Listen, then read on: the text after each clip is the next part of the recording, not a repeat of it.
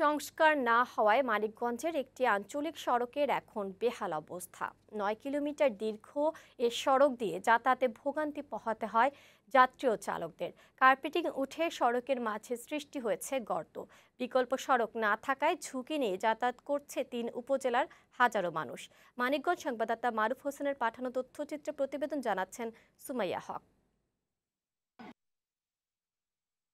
মানিকগঞ্জের শিবালয় উপজেলার ৯ কিলোমিটার দীর্ঘ উথুলি জাফরগঞ্জ আঞ্চলিক সড়ক এটি ৮ বছর ধরে সংস্কার না করায় সড়কের কার্পেটিং উঠে গেছে, সৃষ্টি হয়েছে খানাখন্দের। শিবালয়, দৌলতপুর ও ঘিওর উপজেলার শতাধিক মানুষ এ সড়ক দিয়ে যাতায়াত করে।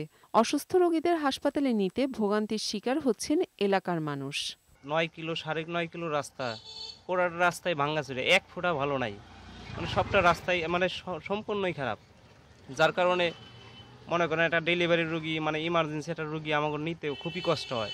রাস্তাটা এত খারাপ যে অনেক সময় গাড়ি অ্যাক্সিডেন্ট হয়, মানুষের দুর্ভোগ হয়, এতে আমাদের সাধারণ জনগণের অনেক কষ্ট হয়। এই রাস্তায় গাড়ি নিয়ে আমরা চলাচল করি, খুবই কষ্ট। এটা অটো সিএনজি সব উল্টে যায়, আবার অনেক সমস্যা হয়, আমাদের স্কুল যেতে সব সমস্যা হয়। এলাকাবাসী ও স্থানীয় জনপ্রতিনিধিরা সড়কটি দ্রুত সংস্কারের দাবি জানান।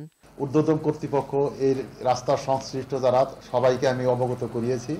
আমি থানা ইঞ্জিনিয়ার সহ সকলকে অবগত করিয়েছি যে রাস্তাটা যাতে তাড়াতাড়ি মেরামত করা হয়, মেরামত করে জনগণের জন্য চলাচলের জন্য সুবিধা করা হয়।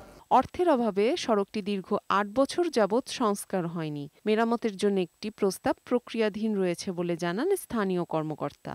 কিন্তু অর্থনৈতিক মন্দায় জিওবি মেইনটেনেন্সে আমাদের বরাদ্দ কম থাকার কারণে আমরা এই রাস্তাটি মেরামত করতে পারিনি। এখন ঢাকা ওয়াইডেনিং প্রজেক্টের মাধ্যমে আমরা এই রাস্তাটির দ্রুত সংস্কারের ব্যবস্থা গ্রহণ করার